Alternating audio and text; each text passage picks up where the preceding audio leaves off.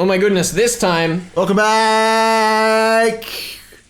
We're still in the same scene as last time, apparently? I guess so. I guess so. I saw a shadow, which was apparently the driver, open an umbrella and come towards me.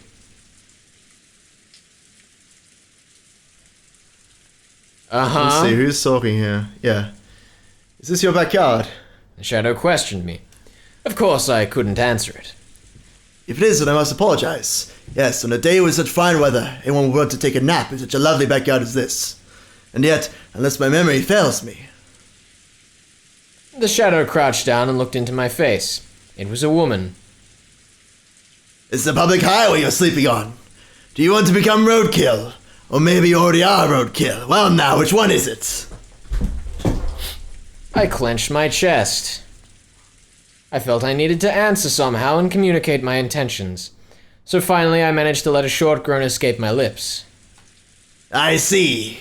So you aren't roadkill yet. And that was how I met Ikuko. Yeah.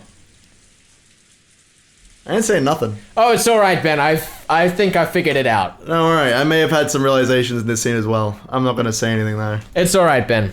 That is a nice house. It is a nice house. Wonder if we've been here before.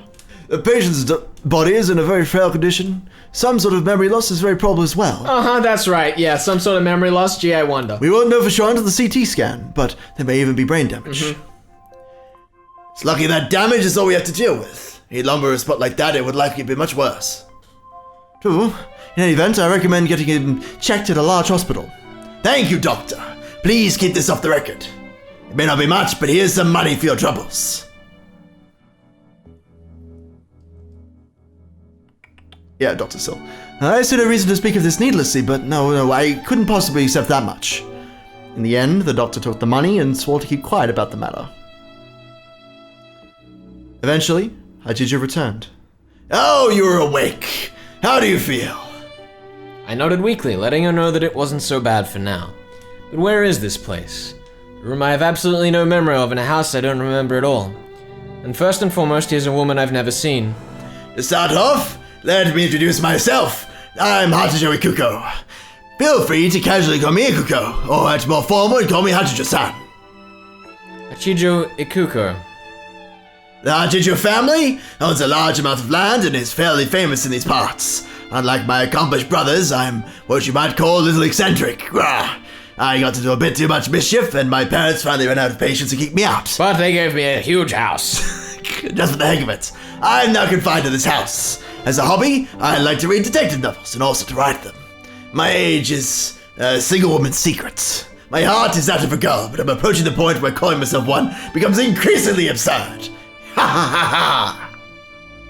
With the haze my mind was in, it was extremely hard to make out what she was talking about. However, I was able to pick up on the fact that she was trying to cheer me up. So, what's your name? My name. Logically, I know that being a human being, I must have a name. And I do have the feeling that I did indeed have a name. However, no matter how hard I tried to remember just what it was, it made my head hurt. Can you remember anything besides your name? Who am I? My head, no. Even my heart was a mess of torn flesh, and I couldn't remember a thing, not even who or what I was. But I must remember. I had some kind of purpose, or maybe a mission. In order to remember that, I first have to remember who I am. Who am I? What is my name? Where was I born, and what is my birthday? I need to remember something, anything. Do you recall Beata's final riddle, who am I? Yeah, I know, it's right? It's great, isn't it? It's such a good wraparound. It's so good. Age? That's my little secret. 18. I look like I'm 18? I'm 18. So that was your age. And then, thus, we got the name Toya. How nice. What was it, 18 divided by 8? Maybe 18 years old divided by 8 episodes? What the hell? I feel like that's more meaning than you need to insert into No, this. it absolutely is the perfect amount of meaning. Okay. That was your age. Well now, I thought you were being a bit too flattering. When I asked myself how old I was, the number 18 floated into my mind. To be honest, the number 18 felt a bit out of place. My mind felt much younger than that, and my pathetic body felt much older. I see. So you're 18, and that's all you can remember. I nodded weakly. I never knew that knowing nothing about yourself could make you feel this powerless. In that case, until you remember your name, let's give you the name Toya. Written with the cards for 18 until you remember. Hachijo Toya, what do you think? That sounds pretty cool. Yes, I must say I've impressed myself very much with that one. Hachijo Ikuko gave a satisfied laugh. I like playing the laid-back Ikuko. It's good fun. From then on, I took the name Hachijo Toya. My inability to move my body was apparently due to a traffic accident. On that day, I had been hit by a car and Ikuko had picked me up from where I lay on the street. If she hadn't hit the brakes, she probably would have driven straight onwards there she had run over a dead dog or something. Or perhaps she was the one that ran me over and felt guilty about it. She just never told me. Yeah. Here we go. Later on, perhaps rudely, I suspected that the one who hit me might have been Ikuko herself. She was very evasive about it. But when I saw her completely undamaged front bumper, I gave up on that theory. Trying to figure things out. God damn you. Hachijo Ikuko lived in a small but lovely mansion. I feel like small and mansion are not two words that fit well together. It's perfect. On top of a small hill in a village with a view of the sea. I feel like cool and innocent don't go well together, but there you go. She also owned the hill behind her and was more than capable of enjoying 4 seasons in privacy. As time passed slowly, my rehabilitation continued and my ability to move improved little by little. However, it seemed I really did suffer some form of brain damage. Finding out who I was looked like it would be a very difficult task. In the beginning, when I couldn't bear not knowing my identity, my head often hurt so much it felt as though it would explode. However, as I slowly accepted the fact that I was a new person, the name of Hachijo Toya, the headaches became less frequent. Don't think too hard, you'll get a headache. Right? Look at all these callbacks. I know. It's fantastic. It's almost like he's been writing it the whole time. What? Insanity. That whole time, no memories returned to me except the fact that I had been 18. However, I was unable to remember any more, unable to be even sure that 18 was my true age. And eventually I stopped trying to remember my former self. Good morning, Toya. That was quite the storm last night. Were you able to sleep well? I had some trouble falling asleep, so I decided to read your manuscript. My. How far did you manage to get? I finished it. Oh my. Now there's a surprise. You managed to read all that in a single night. I was surprised too. Once I got into it, I'd finished before I knew it. It was like I was just skimming it, or maybe like I was taking in each page with just a glance. It sounds like you have some talented speed reading. So how was it? What did you think of it? I liked it a lot. Still, if you don't explain that part about the ocean's currents a bit more clearly, it might be a bit unfair for a detective novel. But I thought it was great you had the foreshadowing of the ring right there at the beginning. After I finished, I had to go back to the beginning and slap myself for being so easily tricked. I think giving people that feeling is what detective novels do best. Did I say something to offend you? If I did, you have my apologies. Of course not. Why are you apologizing? I'm just shocked, that's all. Your detailed opinions are worthy of praise, I believe. Young man, it seems you have some talent as a critic or a detective novel writer too. A detective novel writer. A critic. From across the fog of oblivion. There it is. I seem to remember myself fighting and arguing about mysteries or something like that. That way of fighting, which I must have learned in the past, sent a surge of excitement through me. Mystery. Fighting. My head hurt. I took a painkiller and swallowed it with fresh water brought up from the well. Who am I really? No matter how much I thought, I couldn't remember. From what I've been told, the frequency of the headaches might be lessened by brain surgery, but there was no guarantee that it would do my memory any good. Ikuko said she would let me have surgery if I wanted it. However, I refused. Even if I can't remember it, the real me is still there, sleeping inside my head. I was scared the surgery might harm that me somehow.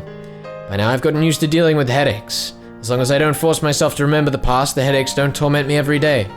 So bit by bit I became free of the headaches and got used to my new life as Hachijo Toya.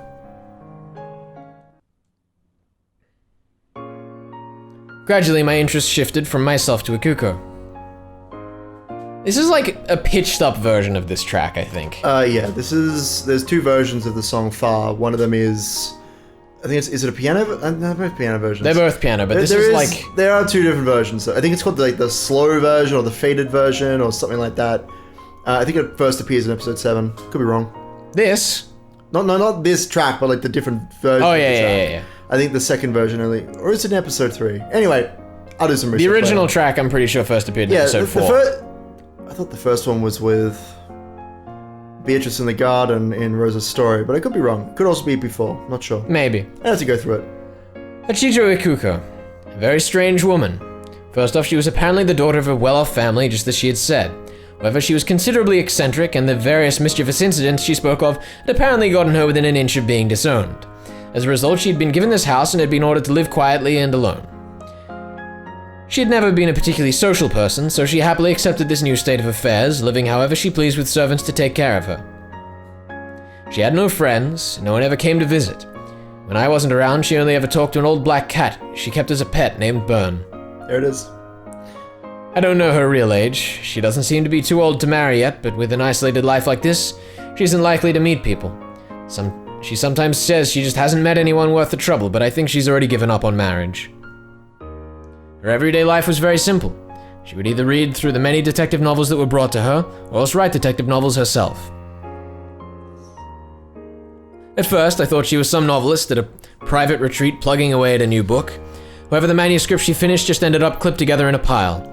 With me as the sole exception, it didn't look like she ever let anyone read them. A novelist is someone who writes novels for people to read. So I figured you could hardly call her a novelist when she kept writing novels no one would ever see. Ikuko-san, why don't you ever show these to anyone? I show them to you. Only the better ones, of course. Haven't you ever thought of sending one to some publishing company? It's a waste otherwise when your works are so interesting. I mean, you only need 2 people to create a universe, right? Right. So good. My words can't stand up against the pros. I sent one in once, but it was absolutely no good. I understand my position. This is just an amateur's pastime. I don't think amateur is a fitting word for someone who's so well versed in detective novels from all times and across the world. Being a big eater doesn't mean you'll make a good cook. Reading every detective novel you can get your hands on is no guarantee that you're a good detective novelist. That's how it is. That's why this is nothing more than a pastime. Is it really fun to write novels that you won't show to anyone? It used to be. Once. What about now? I like getting to hear your opinions. At any rate, I finished writing the chapter. I'll go make some teas, so would you mind reading it again and sharing your thoughts with me? Saying this with a smile, Ikuko thrust a pile of manuscript paper at me. The Kinzo voice works perfectly, I think. Excellent. I'm glad you agree. I'm convinced that whether you read detective novels or write them, they're boring if you're all on your own. You can only find something really precious when you share that world with someone else. Yay. Headache. Oh yeah? Are you okay? I'll go get some headache medicine. I'm fine. I'm more interested in this manuscript. I can't wait for the new chapter. The seasons passed, together with Ikuko, in this town whose name I didn't even know. We spent our days debating detective novels and talking about ideas for new plots. At a glance, they may have appeared to be stale and unproductive days. However, Hachijo Toya found satisfaction with this new life.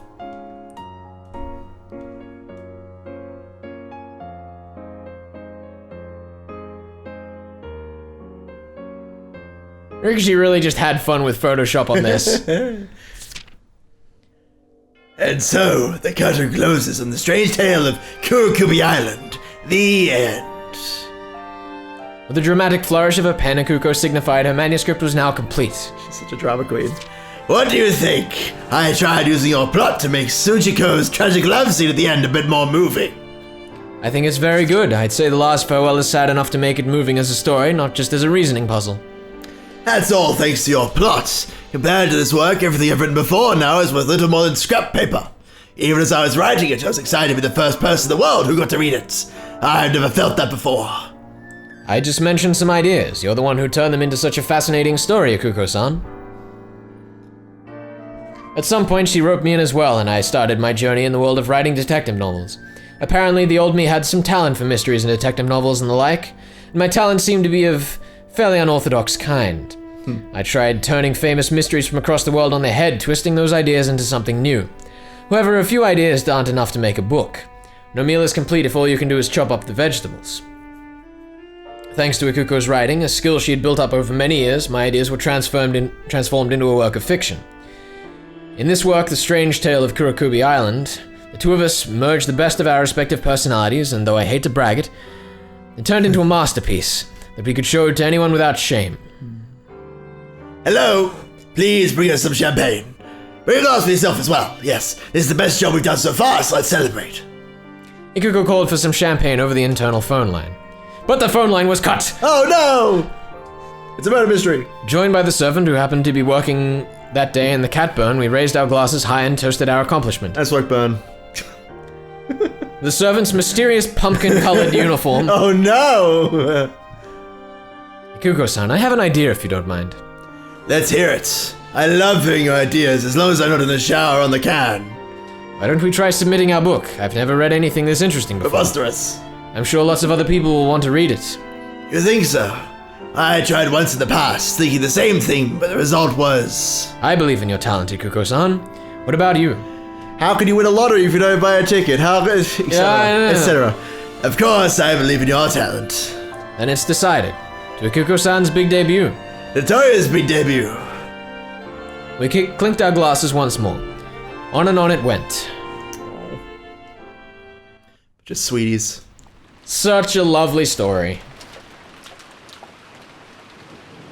This is a nice little side chapter about these characters. I'm sure it will not be relevant in the slightest to anything else. No, never. We must have had way too much to drink. Before I knew it, I must have passed out on the sofa. There was a blanket covering me. Ikuko-san must have put it there. The lights were out in the study, but it wasn't dark. The computer's monitor was glowing. Outside it had started to rain. It reminded me of the day Ikuko-san found me and took me in. Because of that, whenever it rains, I find myself wondering who I was and usually get headaches. So I wasn't sure whether the pain was because of the rain or because I drank too much. Ikuko-san, turn on the lights. Using a computer in the dark is bad for your eyes. Oh, did I wake you up? No, I slept well. I feel refreshed now. This hangover is nothing. I turned on the light and looked out through a gap in the curtains, as I thought it was the sort of pouring rain that always reminded me of that day. It's raining pretty hard out there. The wind looks pretty strong too. I hope the rain gutters didn't get clogged with leaves again. I just cleaned them the other day, so they should be fine for a while. Her answer sounded a little abstracted. Apparently her attention was absorbed by the computer. Gee, what's the only thing that has been spread by the waves of the internet in this entire story? I don't know. I couldn't guess. I couldn't guess either. You've been pretty hooked by that computer lately, Ikuko-san. Did you find an interesting article or something? It may be a bit juvenile, but it's still pretty interesting. It's about that Rekenjima incident. Oh, shocking. That what? I never heard of that. Oh no. Rekenjima? I told you about the Rekenjima mystery a few days ago, remember? It's been really huge on the net lately. The discussions, theories, and even the forge has been quite entertaining. Forgery is a story, it's all based on the premise that yet another message bottle signed by Hoshimi and Maria existed and drifted to one of the nearby islands, and... Ikuko kept showing off her knowledge of the subject. However, a huge bell was clanging inside my head. Oh dear. The noise was so great that I thought my head would split open. Unable to tell what was the floor and what was the ceiling, I crumpled and clutched at my head. Toya, you okay? My head hurts. A Rekenjima explosion accident. Many disquieting rumors surrounding it. The scheming of relatives who were after Ishimiya Kinzo's vast wealth and the hidden gold. And the truth? Ishimiya Eva, the sole survivor, said nothing. Eventually everything would be inherited by the granddaughter Ishimiya Angie, who escaped harm because she was absent on that day. Angie, Ishimiya Angie. I am Ishimiya. God, my head's getting split open.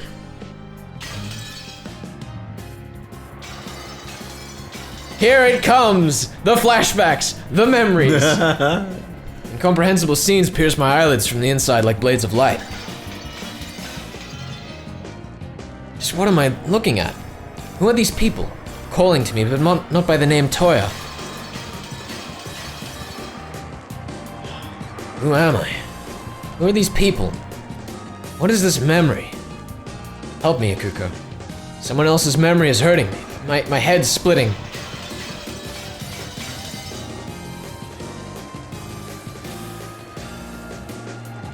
Oh boy, I'm excited. I'm enjoying myself. Oh my god. I'm getting chills. It's so great. Yeah. It's so great.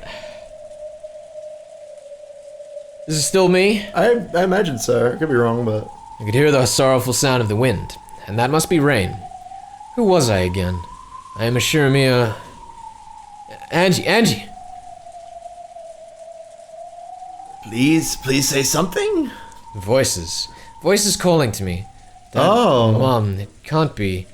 1986 on Rekenjima, Mom and Dad. Angie, hang in there. Can you hear Dad's voice? Please say something, Angie! Dad, Mom. I'll say it out loud. 2 points for us. Dad, Mom, Angie. Still me? I don't know. Oh my... Yeah, this is you. Angie, thank goodness. I could feel my body being lifted up firmly and hugged roughly. Mom and Dad were hugging me. My eyelids had been open for a while now. I could feel the light slowly returning to my eyes. Just like your eyes get used to the dark, my eyes got used to the light. Bit by bit, the scene around me came into view. Is it Angie now? We're in the Golden Land. Yeah, you're Angie now. I'm Angie now? I believe so. However, it was an unusual sight which seemed to be very far away. My body was being hugged by Dad and Mom. Dad was sniffing, his face covered with tears. There were tears in Mom's eyes, too, as she held me tight. I'll say 10 points each for that loss. That's fine. Conglomeration of lines. Yeah, that was crazy. So strong that it hurt a bit. They held me with all their strength. Me, the bad kid who wasn't obedient, who always had an excuse, always tried to do the opposite of what her parents said. Held me tight to make sure I didn't go down the wrong path. As my eyes adjusted, I could see other people besides my parents. Everyone was there. Jojo Oni-chan, Jessica Oni-chan, Maria Oni-chan. Uncles and aunts. Even Sakataro. Oh. And there was the witch Vigilia and Bronave and... I swear I keep doing that, like, completely subconsciously. Bronave? Yeah. It's great. It's just become the way I say it now. Where? You were fortunate. By chance we found you drifting in the waves of the Sea of Emptiness. You were in a terrible state. It took quite some time to make you remember your true form. Beatrice, so this is... The Golden Land. Your whole family has been waiting here for you to return. We knew you would come home. I come home because I was supposed to. I've gone back to how I'm supposed to be, and now... No, you did come home. That's right. You made it back here because you wanted to come home to us. Dad, Mom, You don't need to say anything. You've been on a great and terrible journey, haven't you? A journey where you were all alone. You understand now, don't you? You won't forget again. I understand, Dad. This is a place you can always call home. I know. When I gave that answer, Dad and Mom hugged me again. Our tears fell onto my face. Their Dad's and Mom's tears. I can tell by looking that you're far from all right, but I'm so glad. Glad you came home. And Ava, feel free to hate me as much as you want. Give your Dad and Mom a million kisses. Give a kiss to everyone who cared about you so much.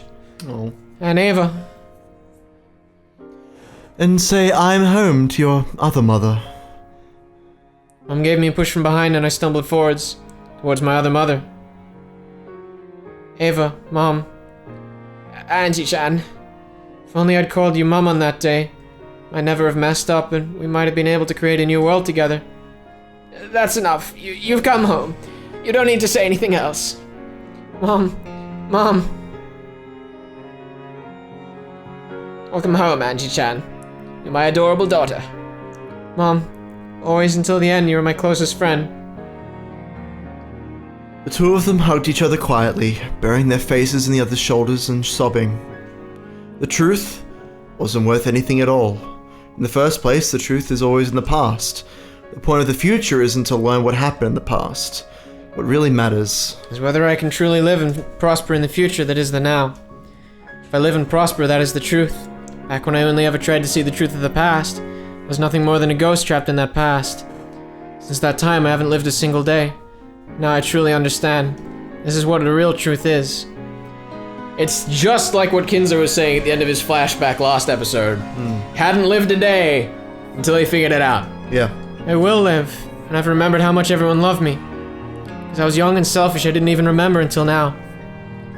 There he is. The kind grandpa has always spoiled me. The entertaining aunts and uncles. All of the kind and gentle servants. It was always warm. And yet because I was young and cruel, I never tried to remember any of that. Everyone got distorted by my irresponsible imagination and I completely forgot the truth. Now I can remember clearly and I understand. That Halloween quiz party certainly was an illusion. It never happened. However, didn't we do all kinds of fun things when relatives gathered? Things were no more or less fun than that party.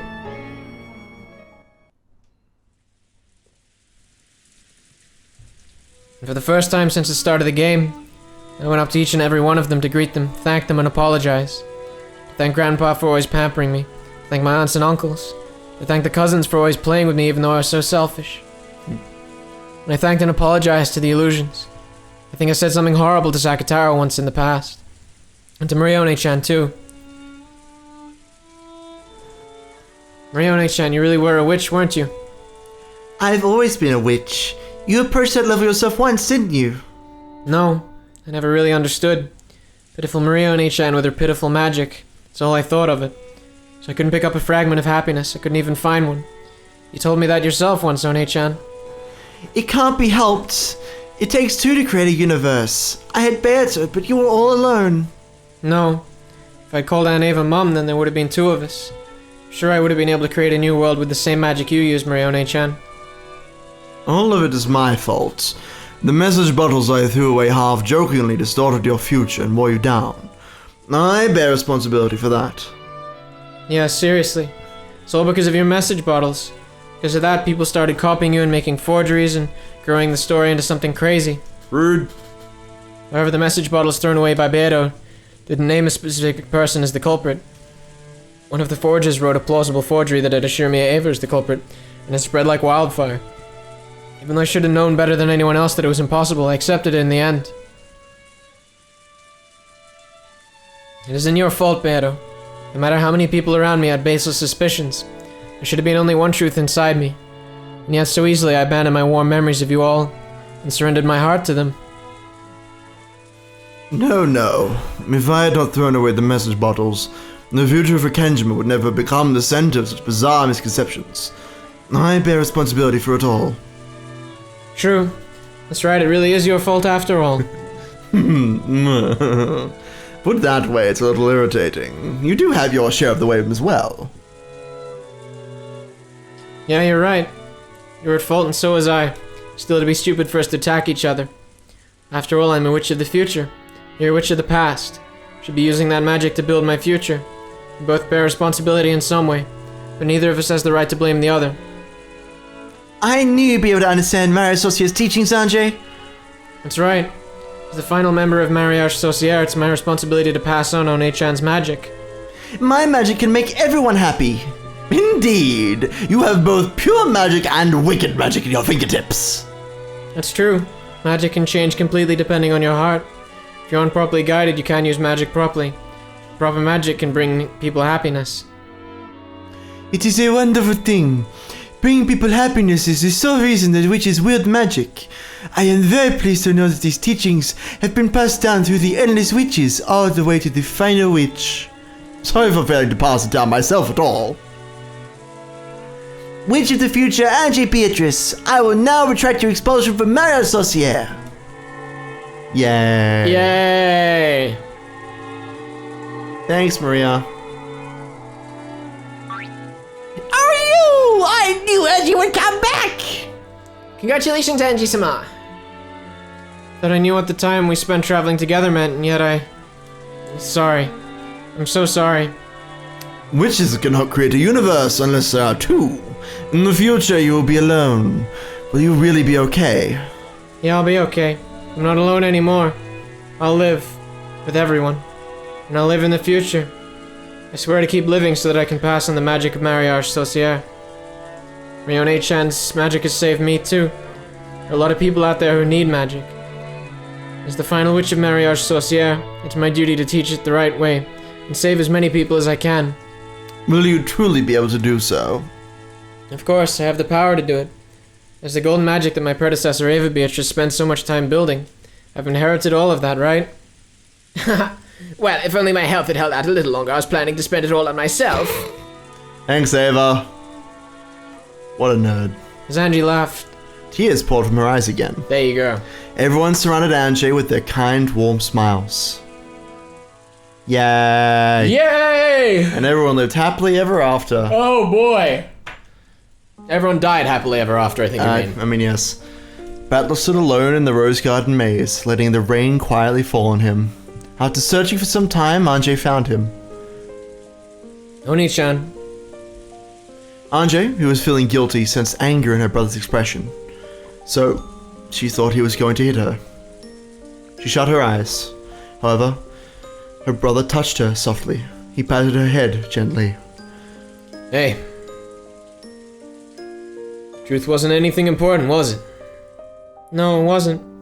Even though you were here waiting for me to come home in such a warm world. I had my back turned the whole time. To learn the truth.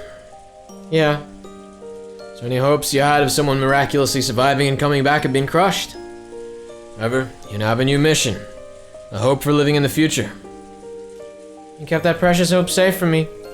I was the one who opened the box and let it get away. Turned out worse than Pandora's box. Truth I didn't need to know flew out of the box along with all my hopes, leaving nothing inside but empty space. It's okay. It's open now, and that's that. If it's empty inside, it means it won't fester. After all, false hopes can sometimes bring you pain. Battler laughed heartily. Then, with that same smile on his face, he told her. We're already dead. Yeah. You've lived 12 years in the hope that we might still be alive. Not anymore. It's over and done with. Yeah, I know. Starting now, I'll step forward into a new life. Beto put Rakenjima in the cat box. Next witch, Shaneva guarded the lid of that cat box her whole life. You, the witch after her, opened that lid. But so what? Why does the truth of the past matter?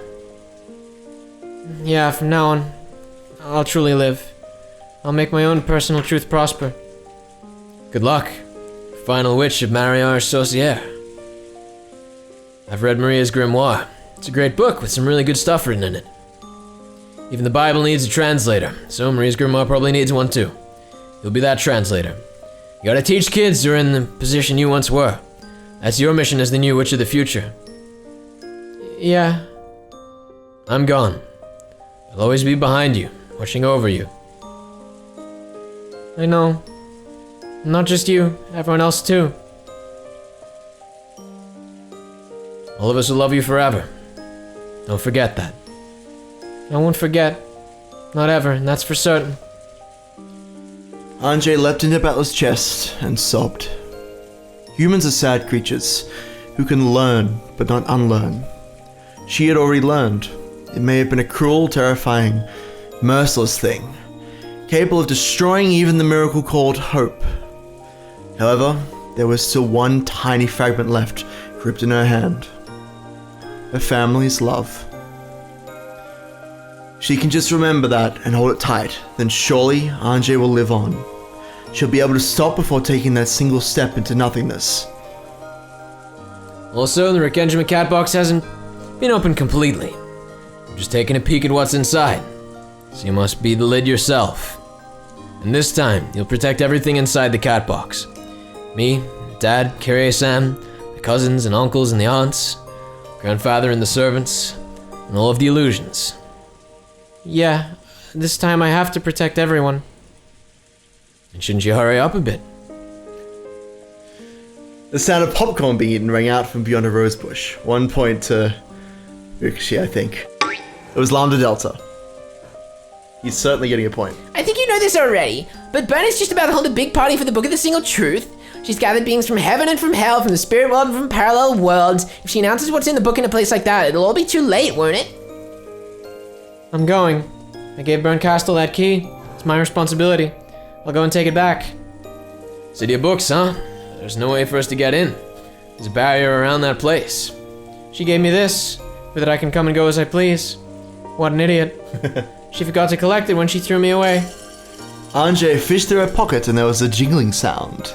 It was a bell with a blue ribbon tied to it. That's it!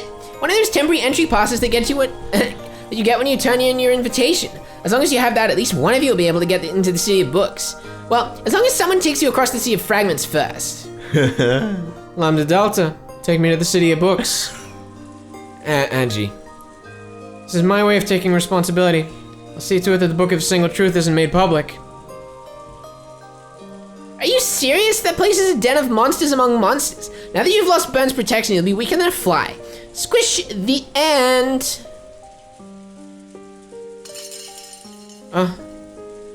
The bell was snatched from Anjay's hands. Lambda Delta, I'll go. I just need you to get me in there. After all, I'm an empty creature unable to exist outside the cat box. Angie, on the other hand, must live on into the future. And you're a person with a future too. So I'll go. I have nothing to lose. No, this is my responsibility, my way of making up for what I did. If I don't do it myself, the future won't change at all, and I won't be able to save any future cat boxes. Anjay tried to snatch the key from Battler's hand, but Battler had no intention of giving it up. The two of them were gloomily serious, but from the sidelines it looked like an ordinary squabble between the two close siblings. Lambda Delta watched this conversation and shrugged. If she just took one of them to the City of Books, she wouldn't have to make any enemies, and there was no risk to her. All she cared about was which one would make the story more interesting. Nothing else. But then she finally noticed. Hold on a sec, you two, hold on. What's your problem? Save it for later. We're having an important sibling discussion here. Okay, first off, let go of each other's hands. Battler's holding the bell now, right? Jump, Battler. Jump? Like this? Jingle jingle. You're next, Angie. Try jumping. Why the hell should I? Jingle jingle jingle. Huh? Why? If Battler was holding the bell, where did that sound come from? Anjay hurriedly searched through her pockets. When she did, another blue ribbon bell came out of a different pocket than the first one. These are the same, aren't they? No way. Why are there two? I was only given one of them. Where'd the other one come from? I don't know why. At any rate, you've got 2 bells, and that'll get you into the City of Books. Now I don't have to sit here and watch the two of you play around with each other anymore. The pair of them grouped their bells and looked at each other. From the very beginning, this game had belonged to the two of you. There's just been a slight change in who the opponent is. This isn't a competition between you two, it's a fight between Battler and Angie, who want to close the lid on the cat box. And Bern, who wants it opened. Angie's moved on from Bern's team to Battler's team. That's all there is to it. Lambda Delta, take us to the City of Books. Let's go, lads. Okay, I'm just taking you there, got it? After that, I'm done being anything but a spectator. I just want to have the best seats to see exactly how you fight, what you do, how Bern makes the mincemeat out of all of you. Lambda Delta, thanks. There we go. Yay! Make sure he gets in the top 3 of the character popularity poll, guys. That's the Make number sure one she thing. gets there. Vote Lambda up. Vote Lambda up! Vote her up! Vote for her in the comments. Please. TBH still voting for Bronove. Really? Oh my god, poor Lambda. She put so much on the line for nothing. Well, hey, she wanted to be in the top 3, right? I can vote. Oh, I see. There's still 2 more Bronove- spaces. Okay, so Beatrice, Bronove, and Lambda Delta. Easy. Nah, go Bronove, Lambda, Beatrice. Erica, Angie. What? Why would you put them above Beatrice? You're a monster. You're the true monster. in this Maybe I playthrough. am. You're the true antagonist in this playthrough. Maybe- I thought that was well established from Get the into the beginning. Golden Land. I thought that was well established. I thought I was the antagonist. No. Oh, did that switch halfway through? Yes. Oh, good. Wonderful.